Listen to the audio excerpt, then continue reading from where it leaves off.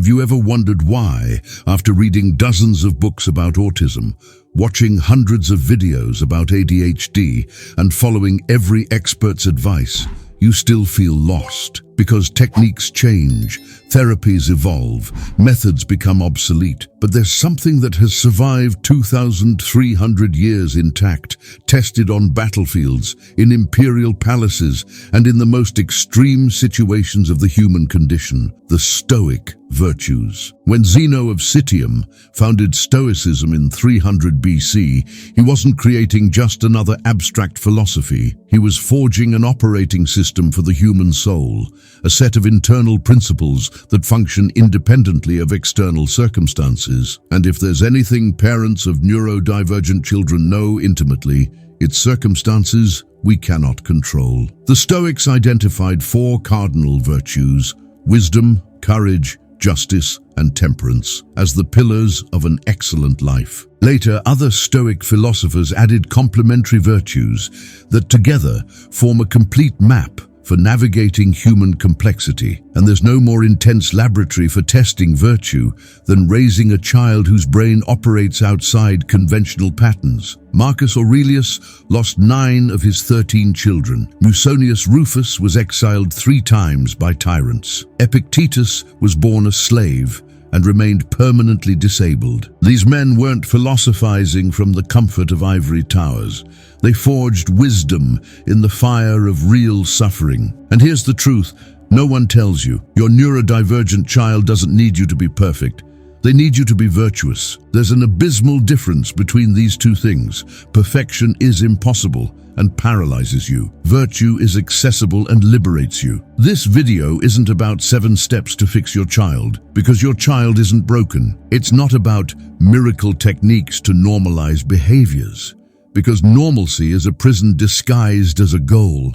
This is a video about how you become unbreakable. We're going to explore the 7 cardinal virtues of Stoicism: wisdom, courage, justice, temperance, self-discipline, amor fati, and prosos, mindful attention. Not as beautiful philosophical concepts, but as tools for survival and transcendence for parents, mothers, grandparents, and educators who daily face what society still doesn't understand. Carl Jung taught us that one does not become enlightened by imagining figures of light, but by making the darkness conscious. Each Stoic virtue is a lantern you light within yourself to illuminate not only your path, but your child's path. Prepare yourself, because in the next 45 minutes, you won't learn behavioral techniques or management strategies. You're going to discover how to become the kind of person your child needs you to be. Not perfect, but strong. Not without fear, but courageous. Not without pain, but wise. The Stoics had an expression: live according to nature. Your child already lives this way, authentically, intensely, without masks. Now it's your turn to learn from them. Reflect before continuing. Which virtue do you most need to develop now? Wisdom for impossible decisions? Courage to face judgment? Temperance to not explode in public? Leave it in the comments. Your honesty might be the light another parent needs today. If this video resonated with you, subscribe to the channel for more Stoic wisdom applied to neurodivergence, and share it with families who need to discover that philosophy isn't a luxury. It's survival transformed into art. The integration, temperance as foundation for action. Without temperance, wisdom becomes intellectual theory. Courage becomes recklessness. Justice becomes rigid judgment. Temperance is what allows all other virtues to function. Your neurodivergent child is teaching you temperance every day. When they struggle with emotional regulation and you model calm, that's teaching temperance. When they witness you pause before reacting, they're learning the space between stimulus and response exists. Jung said, if there is anything we wish to change in the child, we should first examine it and see whether it is not something that could better be changed in ourselves. Want your child to develop better self-regulation? Model temperance, not perfection, just the honest attempt to pause, notice, and choose. Seneca, if you wish to be loved, love applied. If you wish your child to develop emotional regulation, demonstrate regulated emotion, especially when it's hard. Reflect. What's your trigger, the moment you most lose temperance? What would change if you practiced the 2-second pause there? Self-discipline, inkrataya, building the inner parent you never had. The 5th virtue, self-discipline. Here's the truth that cuts deep. Many parents of neurodivergent children are themselves neurodivergent. Many grew up without consistent structure, without emotional regulation modeled, without the inner parent that creates stability. And now, you're supposed to provide what you never received. This is where Jungian psychology meets Stoic virtue with surgical precision. You're not just raising your child, you're simultaneously building your own internal senex, the wise elder archetype that provides structure, discipline, and guidance. The Stoics called this enkrateia, self-discipline, self-mastery, the ability to choose long-term good over short-term comfort. And for parents who grew up in chaos, who never learned self-regulation, who are neurodivergent themselves, this is the hardest virtue. Marcus Aurelius, born into privilege but emotionally neglected, wrote, "The impediment to action advances action. What stands in the way becomes the way." Applied, the fact that you never had strong parenting models is your path to becoming one. Through struggle, through building what wasn't built in you. The 3 layers of Stoic self-discipline. First layer, discipline of routine. Your neurodivergent child needs structure, not rigidity, structure, and you need to create it when your own nervous system craves chaos, novelty, or collapse. Epictetus taught, first say to yourself what you would be, then do what you have to do. For parents building self-discipline, first decide what kind of parent you want to be. Then build the daily practices that make you that parent, even when your ADHD or autistic inertia or trauma-patterned nervous system resists. The brutal truth, your child doesn't care about your reasons for inconsistency. They need consistency to feel safe. And consistency requires self-discipline you might not have inherited, so you forge it daily, imperfectly, but consistently. Second layer, discipline of emotion. This overlaps with temperance but goes deeper.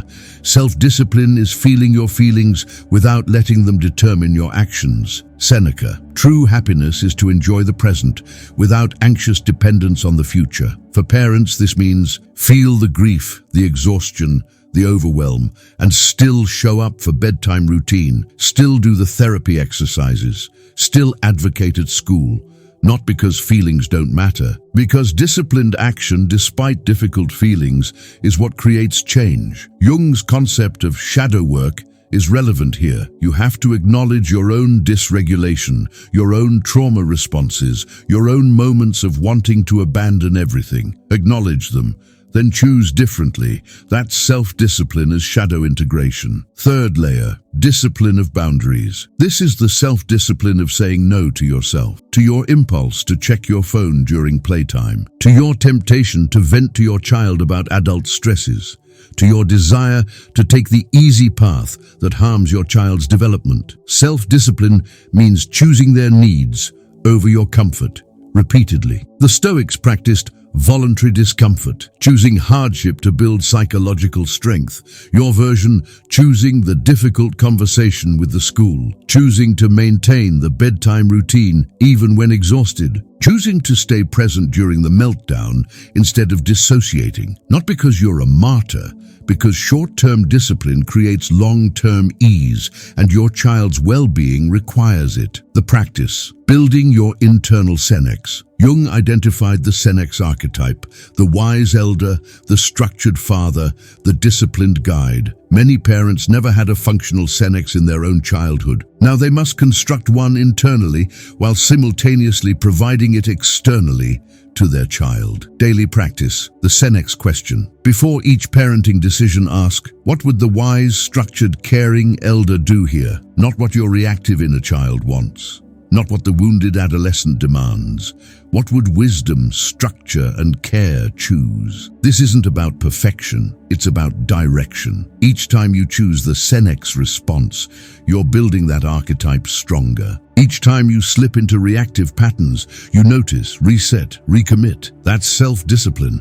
Marcus Aurelius, be like the cliff against which the waves continually break, but it stands firm and tames the fury of the water around it. You're building that cliff. Wave by wave, choice by choice, your self-discipline becomes your child's safe harbor. The integration, self-discipline as generational healing. Here's what makes this sacred. Every time you choose disciplined response over reactive impulse, you're healing not just yourself, you're healing backward, your lineage, and forward, your child. The patterns of dysregulation, chaos, and abandonment that might have defined your childhood, they stop with you through self-discipline, through choosing better, through building the inner parent you needed. Seneca, what progress have I made?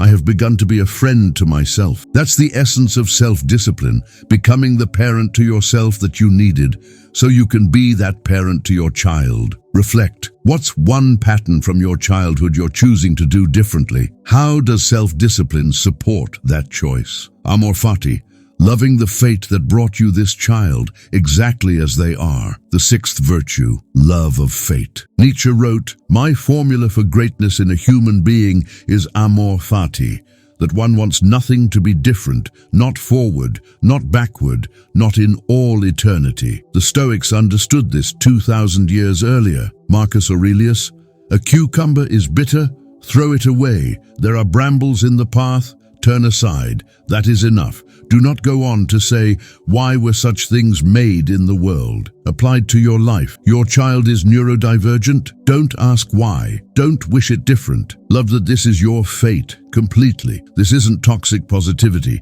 This isn't spiritual bypassing. This is radical acceptance that becomes radical power. The three stages of amor fati. Stage 1, acceptance of what is.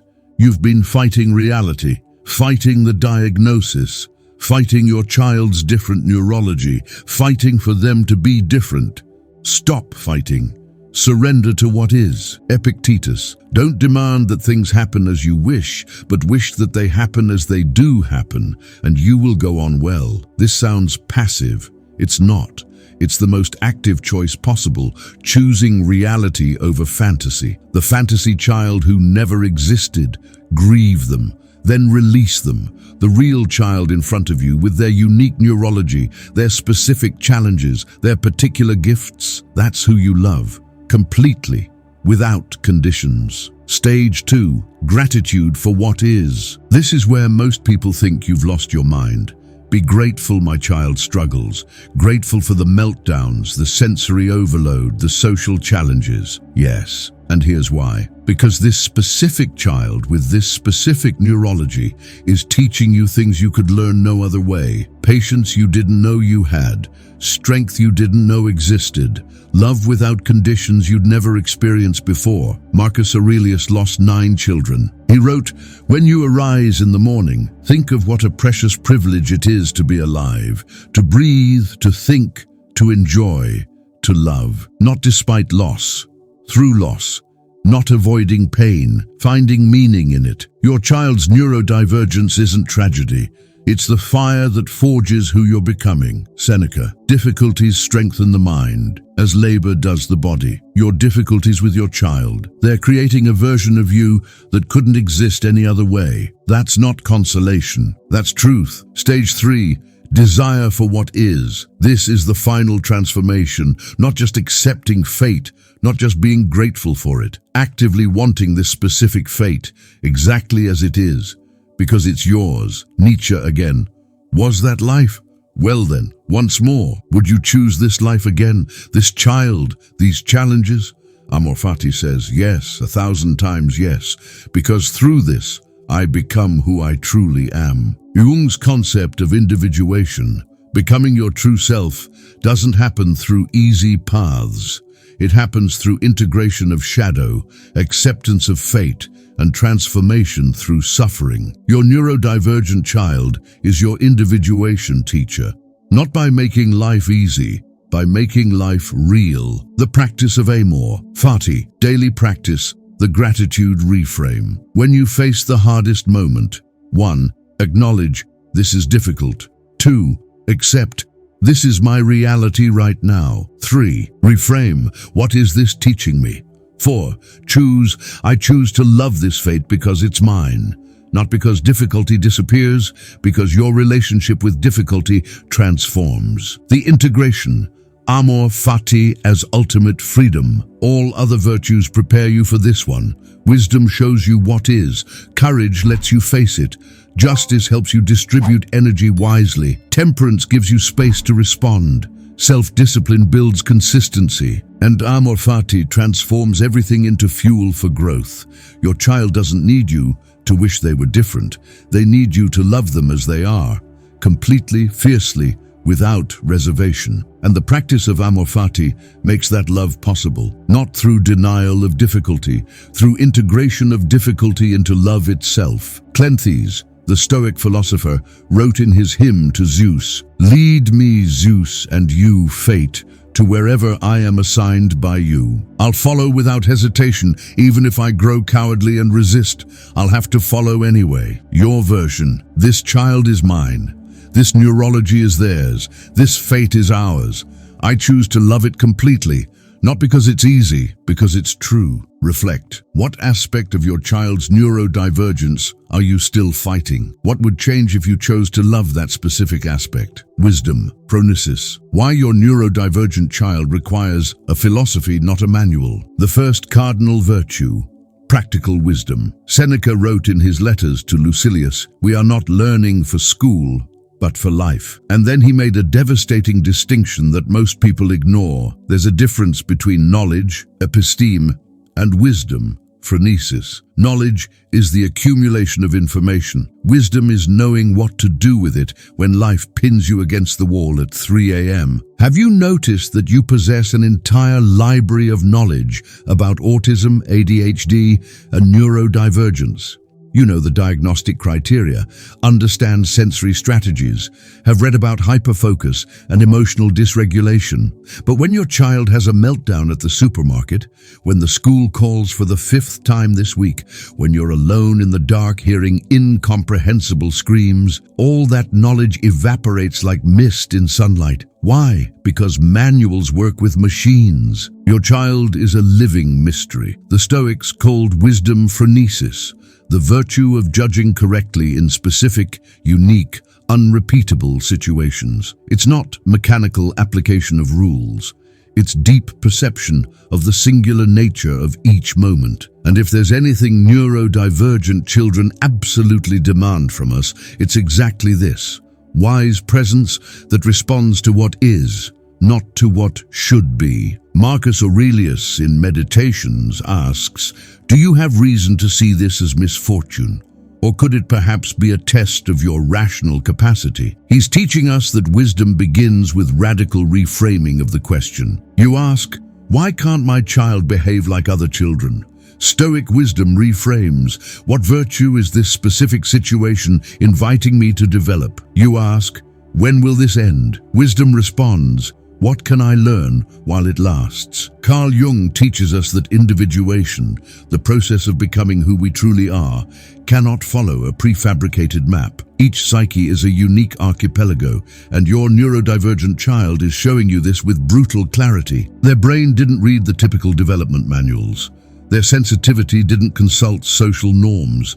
They're individuating their way and forcing you to individuate too. Stoic wisdom applied to neurodivergence has 3 essential layers. First layer, wisdom of uncertainty. Epictetus teaches us, things do not disturb us, but rather the opinions we have about them. Brutal translation for parents of neurodivergent children. The diagnosis itself isn't the problem. It's your narrative about what that diagnosis means that either destroys or liberates you. You can look at your child's autism and think tragedy, limitation, burden, or you can look and think difference, particularity, unique path. Wisdom isn't about denying difficulty.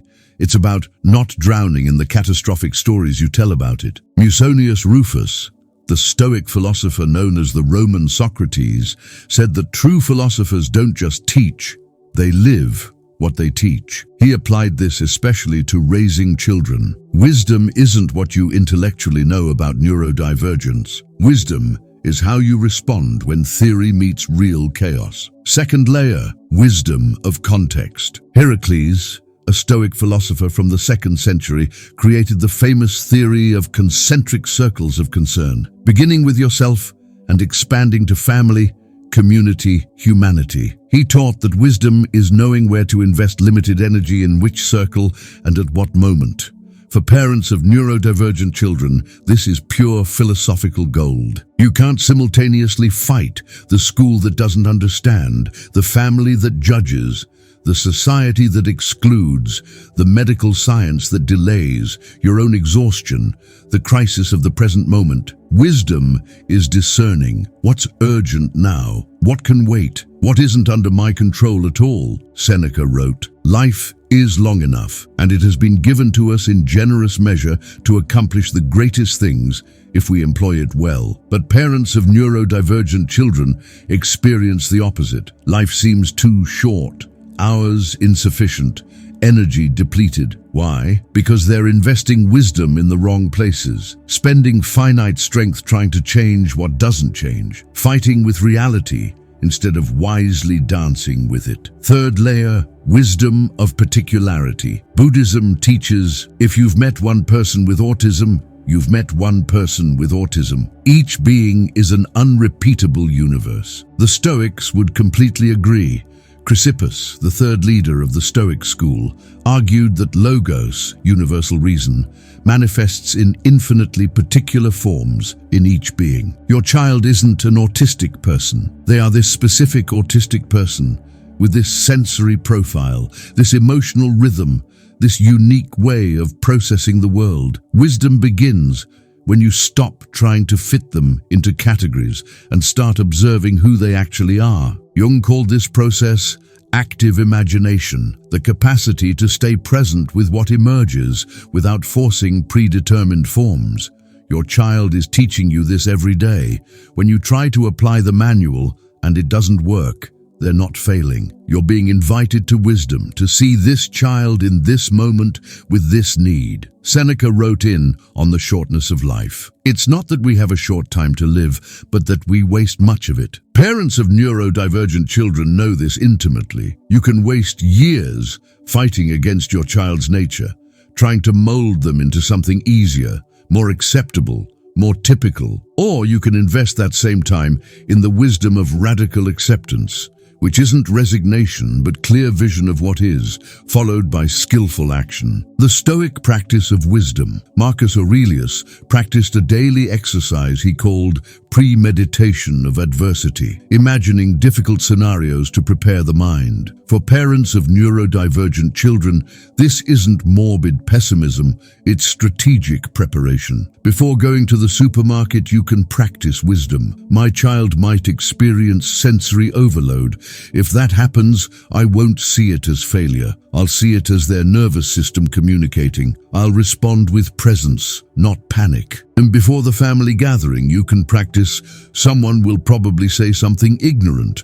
I can choose to educate or to protect my energy. Wisdom will tell me which, in the moment. This isn't about predicting the future perfectly. It's about training your mind to respond wisely instead of reactively. Epictetus taught his students, first say to yourself what you would be and then do what you have to do. Applied to parenting neurodivergent children, first become the wise parent internally through study, reflection, self-knowledge, then act from that wisdom, even when it's hard. The integration, wisdom as foundation. All other virtues depend on wisdom. Courage without wisdom is recklessness. Justice without wisdom is rigidity. Temperance without wisdom is mere suppression. Wisdom is the light that illuminates the path for all other virtues. Your neurodivergent child is your greatest wisdom teacher. They're showing you that life doesn't follow scripts. Each moment demands fresh presence. What works today might not work tomorrow. Flexibility is stronger than rigidity. Observation is more powerful than assumption. Seneca closed many of his letters with, "I'm not teaching you, I'm learning with you." That's the ultimate wisdom for parents of neurodivergent children. You're not teaching your child to fit the world. You're learning together how to navigate a world that wasn't designed for either of you. And in that mutual learning, in that shared journey through uncharted territory, that's where true wisdom emerges. Reflect. When was the last time you responded with wisdom instead of reacting from fear? What would change if you saw your child's differences not as problems to solve, but as invitations to wisdom? Courage. Andrea. The heroism. No one sees at 3 a.m. The second cardinal. Virtue. Courage. Aristotle defined courage as the mean between cowardice and recklessness. The Stoics refined this further. True courage isn't the absence of fear. It's right action despite fear. You know what real courage looks like? It's 3 a.m. Your neurodivergent child is having a meltdown.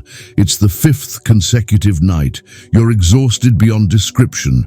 Your partner is also at their limit. The neighbors are probably awake, and you have to be at work in 4 hours. Courage is getting up.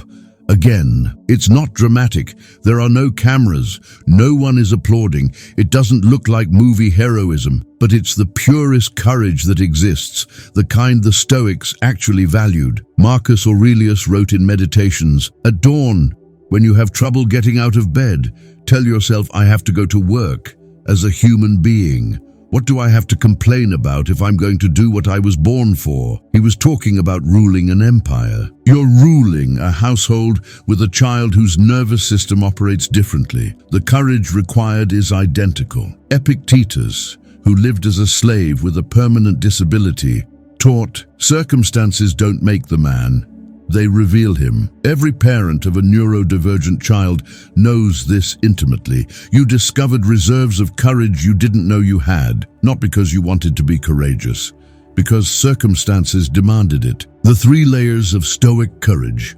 First layer, courage of presence. The first and most fundamental courage is showing up, not perfectly, not always gracefully, but consistently. Seneca wrote, "It's not because things are difficult that we don't dare. It's because we don't dare that things are difficult."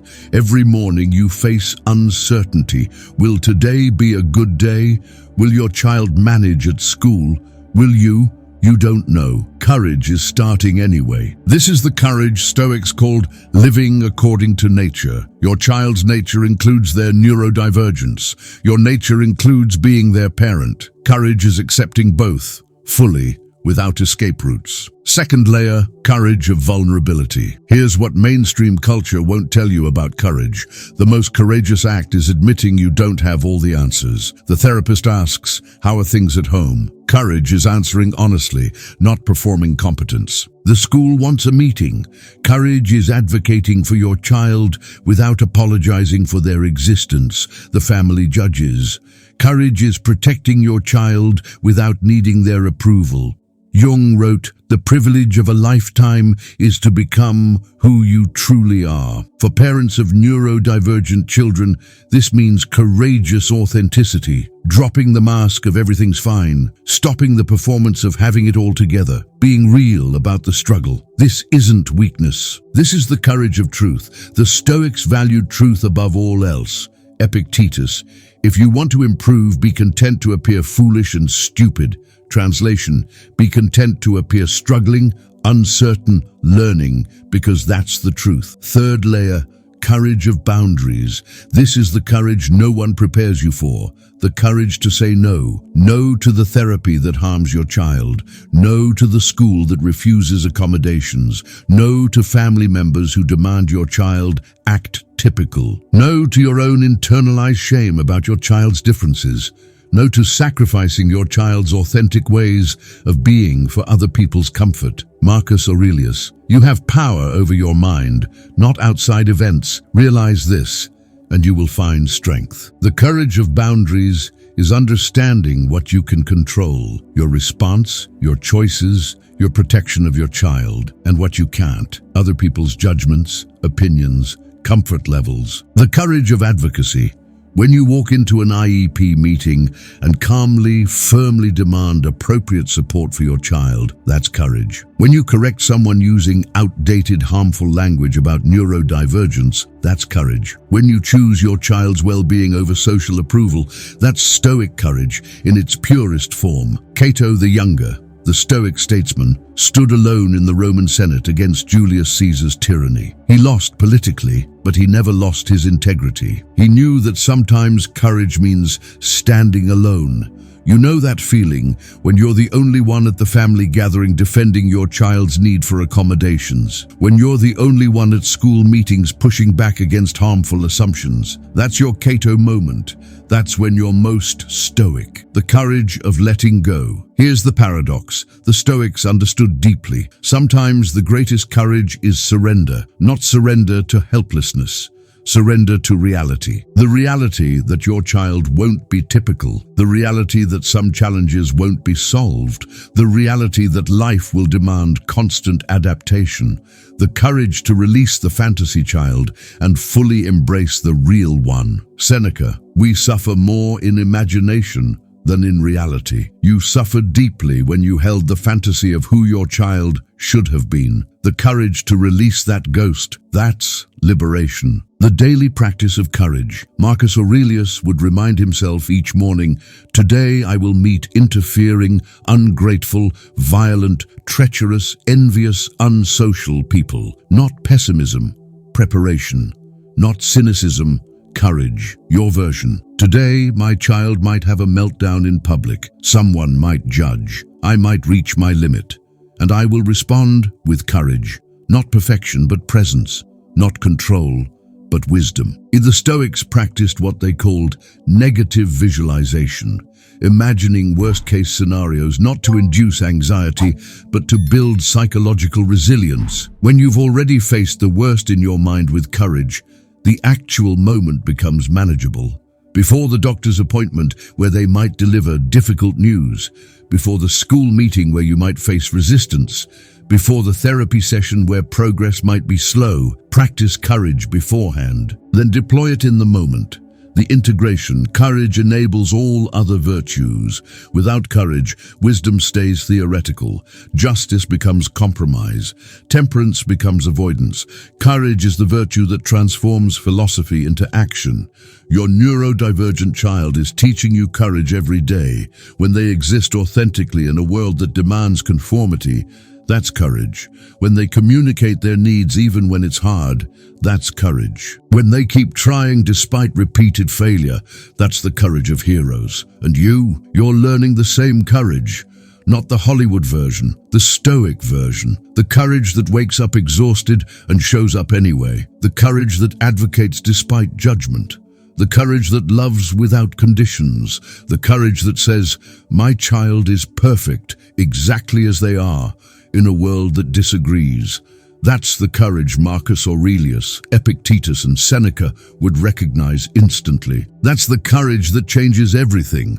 Reflect, what courageous act are you avoiding right now because it seems too hard? What would change if you approached it with Stoic courage? Not fearlessness, but right action despite fear. Justice, dikaiosin, the concentric circles you're allowed to stop fighting for. The third cardinal, virtue, justice. When the Stoics spoke of justice, they didn't mean just legal fairness. They meant right relationship. With yourself, with others, with the cosmos itself. They meant understanding what you owe to each circle of existence and what you don't. Here's the liberation no one told you about. You're allowed to stop trying to save everyone. The Stoic philosopher Heracles drew concentric circles, you at the center, then your immediate family, then extended family, then community, then humanity. Justice is knowing which circle deserves your energy at which moment, and having the wisdom to stop spreading yourself so thin you collapse. Parents of neurodivergent children violate this constantly. You're fighting with the school system that doesn't understand, the insurance company that won't cover therapy, the family members who judge, the society that excludes, the medical establishment that moves too slowly, your own exhaustion. And somehow, impossibly, you're supposed to win all these battles simultaneously. Stop! That's not justice. That's self-destruction. Marcus Aurelius wrote, "Waste no more time arguing what a good person should be. Be one." Applied to your situation, waste no more time trying to change every external system. Focus your energy where it actually creates change. The 3 circles of Stoic justice for parents. First circle, justice to yourself. This is the circle you neglect most. The Stoics understood something revolutionary. You cannot give from an empty vessel. If you collapse, everyone collapses. Your well-being isn't selfish. It's strategic. Seneca wrote to his friend Lucilius, "You ask why I take care of my health, so I don't burden you." He understood that self-care is a form of justice to others. When you sleep enough, eat properly, take breaks, you're not being indulgent, you're being just. The Stoics practiced what they called oikeiosis, the idea that we naturally extend care outward from ourselves, but it starts with yourself, not narcissistically, practically. You can't fight for your child if you're too broken to stand. Second circle, justice to your child. This is where most parents get it backwards. They think justice means making their child fit in, fixing their child's differences, forcing accommodations that look like typical development, sacrificing their child's authentic ways of being for social acceptance. That's not justice. That's violence disguised as love. Justice to your neurodivergent child means seeing them exactly as they are, providing support they actually need, not what looks good, protecting their right to exist differently, fighting for accommodations that honor their neurology, loving them without conditions attached to performance. Epictetus taught, freedom is the only worthy goal in life. It is won by disregarding things that lie beyond our control. Your child's neurology is beyond your control. What's in your control is how you respond to it. Justice means accepting their different neurology completely and focusing your energy on creating space for them to thrive as they are, not as you wish they were. Third circle, justice to extended systems. Here's where Stoic wisdom becomes surgical. Not all fights are yours to fight. The school won't provide proper accommodations. That's your fight. Your child's well-being depends on it. The neighbor makes ignorant comments. Educate if you have energy. Ignore if you don't. That's not your central circle. Marcus Aurelius, you always have the option of having no opinion about distant relatives' judgments, about strangers' stares, about online debates about neurodivergence. You're allowed to disengage from circles that drain energy without creating change. The Stoic practice of aphorme means retracting your assent from external opinions that don't serve you. Someone says your child just needs discipline. You can hear it without internalizing it. Their ignorance doesn't require your emotional investment. The justice of triage. Emergency medicine has a brutal wisdom. Triage. You save who you can save. You let go of what you can't. This isn't cruelty. This is reality-based compassion applied to parenting neurodivergent children. You can't simultaneously fight the insurance company, convince your mother-in-law, educate every ignorant stranger, reform the school system, and maintain your sanity. Justice is triaging, deciding what gets your energy and what doesn't. Seneca, it's not that we have a short time to live, but that we waste much of it on battles that don't matter, on people who won't change, on systems too large to shift alone. Stop. That energy belongs to your child and to yourself. The practice of just energy distribution. The Stoics practiced ekphrasis, rational analysis of where energy actually creates change. Before fighting a battle, ask, 1. Is this fight about my child's core well-being? 2. Do I have actual power to create change here? 3. What's the cost-benefit of this energy investment? 4. Am I fighting because it matters or because I'm afraid of judgment? If the answer to 1 and 2 is yes, fight fiercely. If not, let it go with justice to yourself. The integration, justice as energy ecology. The Stoics understood that virtue is about right proportion, right measure, right distribution. Justice isn't about being good to everyone equally. It's about being wise about where goodness actually creates change. Your neurodivergent child needs you whole, not depleted. Needs you present, not scattered across a dozen unwinnable battles.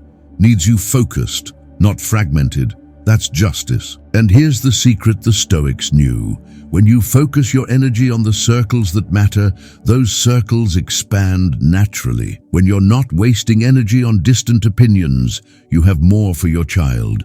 When you're not fighting unwinnable battles, you win the ones that count. Heracles taught that the goal was pulling the outer circles closer to yourself through affection and justice. But you can't pull anything closer when you're too exhausted to move. Justice begins with stopping the energy hemorrhage. Reflect.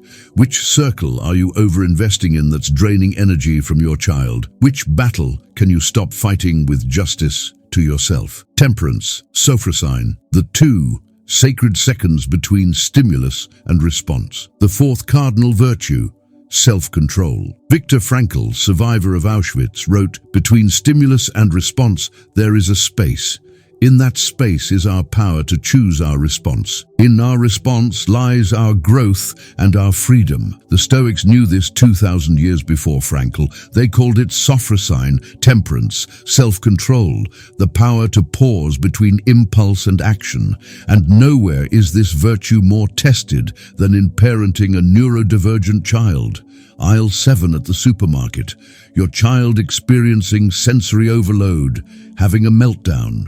People staring. Someone mutters, "That child needs discipline." Stimulus. What happens in the next 2 seconds determines everything. Option A, reactive. Anger floods your system. You snap at the stranger. You grab your child roughly. Shame spirals. Everyone suffers.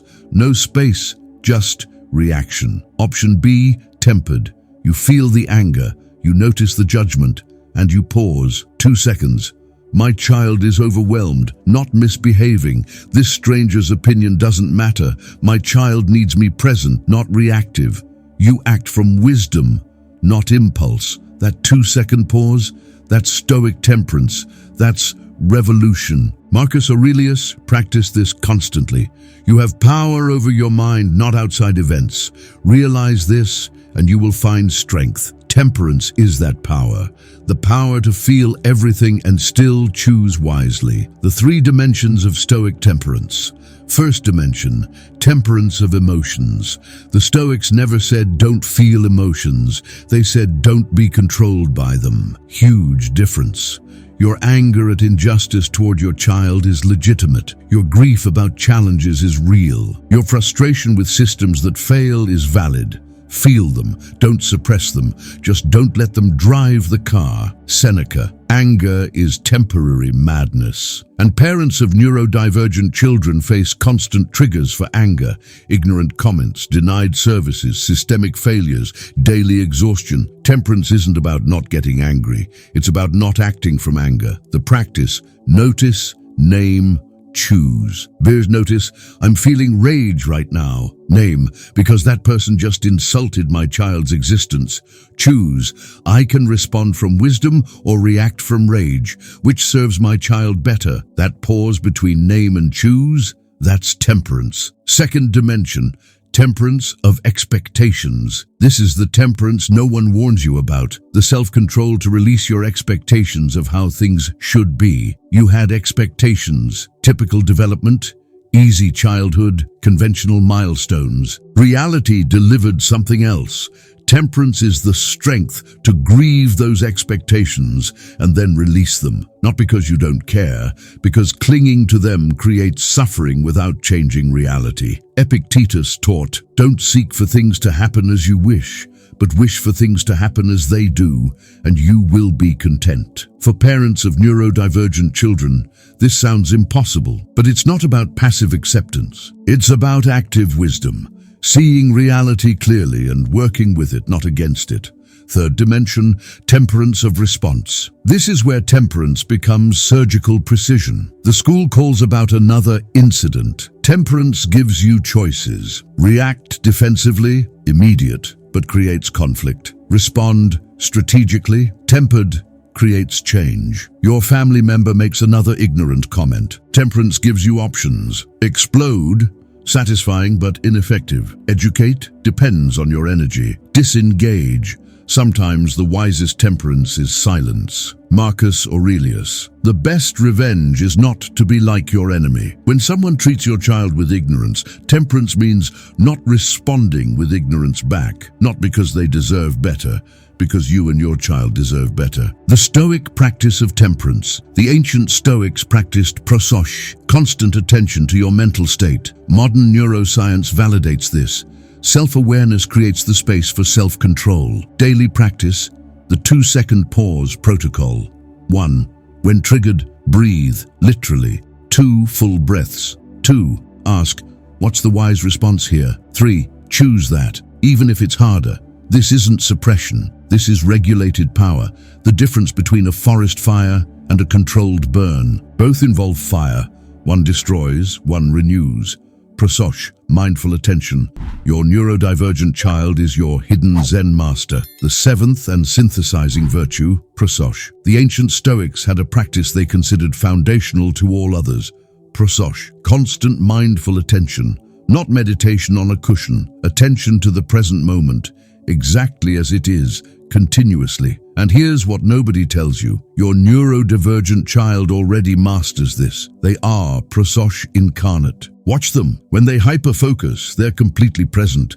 When they experience sensory input, they're totally there. When they communicate, they're authentic in a way neurotypical people spend lifetimes trying to achieve through meditation retreats. Marcus Aurelius wrote, "Confine yourself to the present." Your child doesn't have a choice about this. Their neurology demands presence, and they're teaching you if you're paying attention. The 3 dimensions of Stoic prosos. First dimension, attention to external reality. The Stoics practice constant awareness of what is actually happening versus what you think is happening or what you fear might happen. Your child is having a meltdown. Prosos asks, what's actually happening right now? Not they're being difficult. Not everyone's judging me. Not this will never end. What's real in this exact moment? Real. Their nervous system is overwhelmed. Real. They need co-regulation. Real. You can breathe and stay present. Everything else is story. Prosos cuts through story to reality. Epictetus taught his students, make it your study to confront every harsh impression with the words, you are but an impression and not at all what you seem to be. Applied, that thought, I'm failing as a parent, it's an impression, not reality. Prosos reveals the difference. Second dimension, attention to internal state. The Stoics practice constant monitoring of their own judgments, reactions, and impulses, not to suppress them, to see them clearly so you can choose wisely. Your child refuses to do homework. You notice, I'm feeling rage right now. I'm making it mean I'm powerless. I'm about to yell. That noticing, that's prosos, and it creates the space for wisdom to operate. Without prosos, you're reactive. Stimulus triggers response automatically. With prosos, you have 2 seconds, and in those 2 seconds, you're free. Seneca, nothing is more honorable than a mind in constant awareness of itself, not for narcissistic reasons, because self-awareness is the foundation of all virtue. Third dimension, attention to the present moment. This is where your neurodivergent child becomes your teacher. They live here, in the now, not perfectly, not always happily, but completely. When they're absorbed in their special interest, they're not thinking about yesterday or tomorrow. They're here. When they're experiencing a difficult sensory moment, they're not catastrophizing about the future. They're managing this moment. And you're often everywhere except here, planning tomorrow's therapy, worrying about next year's school, ruminating about yesterday's judgment. Your child is inviting you back to now, the only place life actually happens. Marcus Aurelius. Do not disturb yourself by thinking of the whole of your life. Do not let your thoughts at once embrace all the various troubles which you may expect to befall you, but on every occasion ask yourself, what is there in this which is intolerable and past bearing? Usually, nothing. When you're actually here, the practice of prosos. The Stoics practiced morning preparation and evening review. Your version, morning. Today, I will practice attention. I will notice when I'm lost in thought. I will return to presence. I will learn from my child how to be here. Evening. When did I lose presence today? When was I most present? What called me back? What will I practice tomorrow? Not to judge yourself. To train attention like you'd train a muscle. Gradually, consistently, imperfectly. Pierre Hadot, the philosopher who revitalized understanding of ancient spiritual exercises, said the Stoics saw philosophy as a way of life, not ideas to think about. Practices to live daily. Prososh is the practice that makes all other virtues possible. You can't apply wisdom if you're not present to what's actually happening. You can't practice courage if you're lost in fear stories about the future. You can't enact justice if you're not aware of where your energy actually is. You can't maintain temperance if you're not noticing the space between stimulus and response. You can't build self-discipline if you're operating on autopilot. You can't practice amor fati if you're not present to what your fate actually is.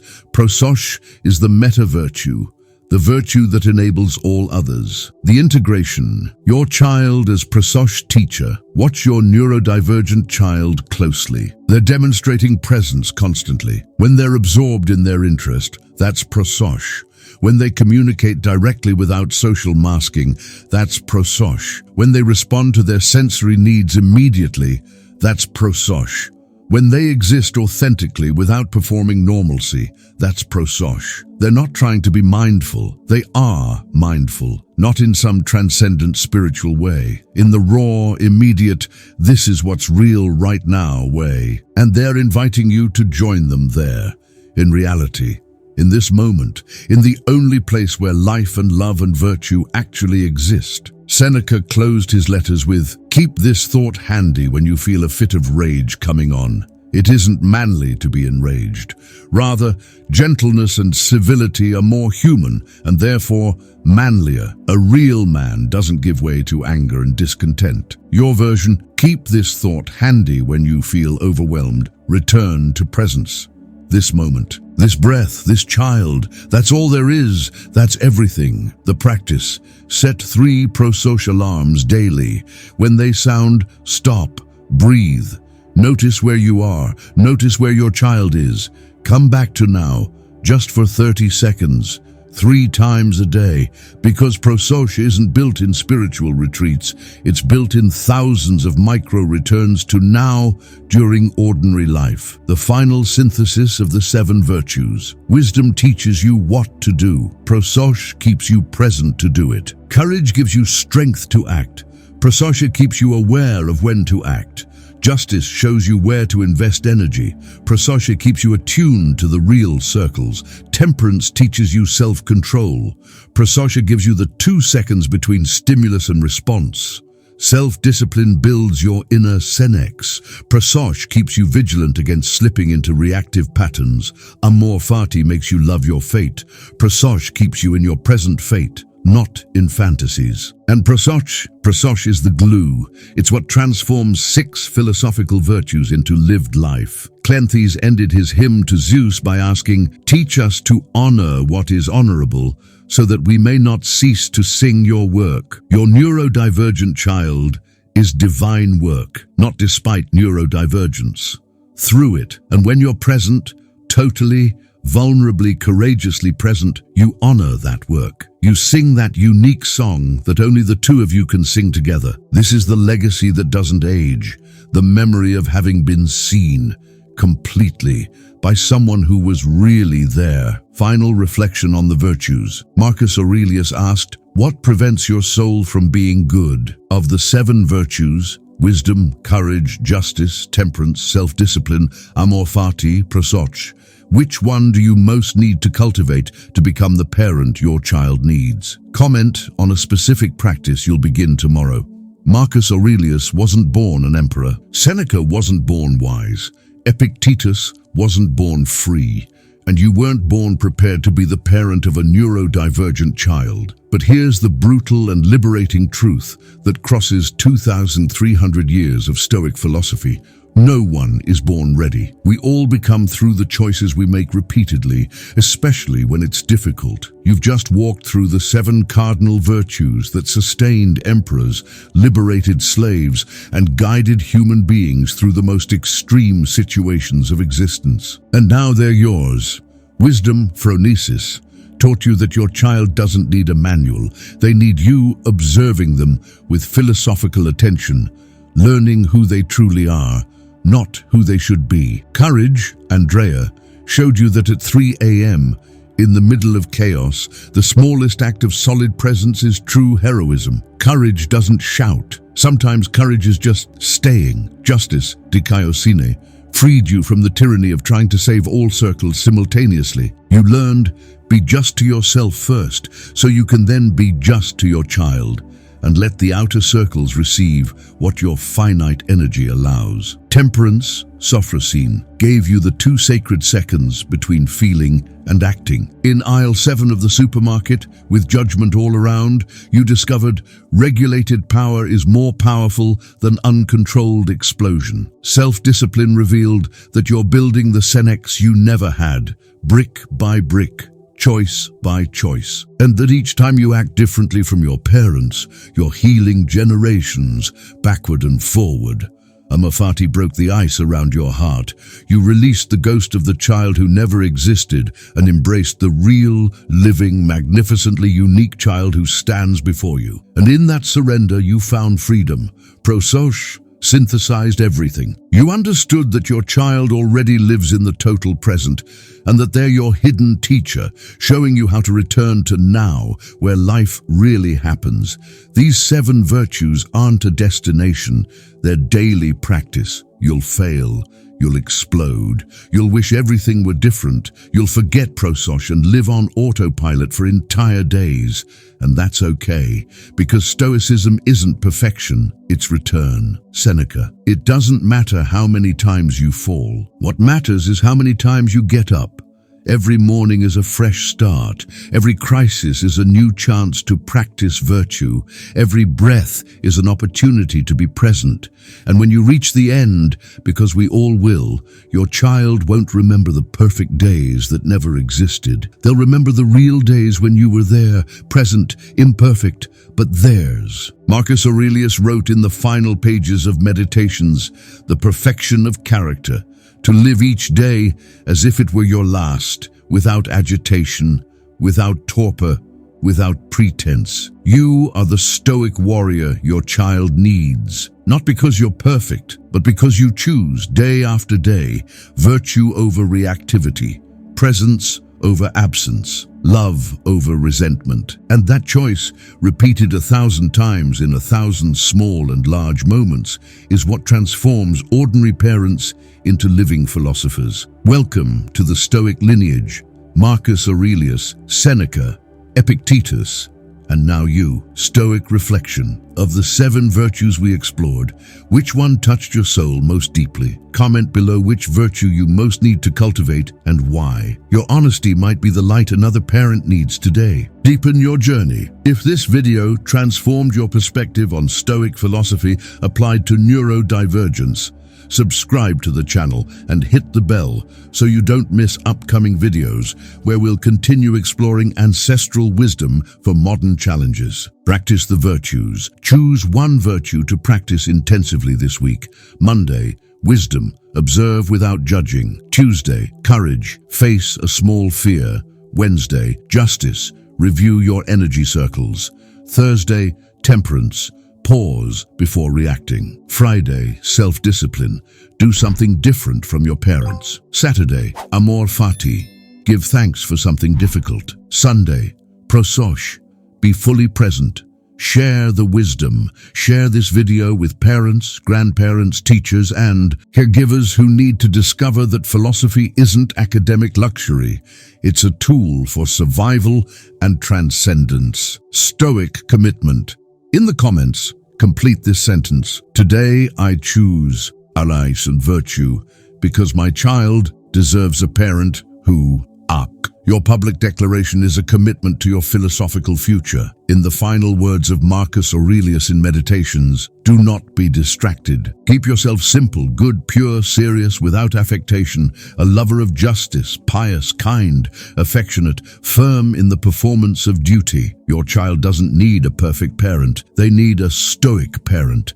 And you just became one. Until the next video, practice the virtues. And remember, you're not alone on this journey. The entire Stoic lineage walks beside you.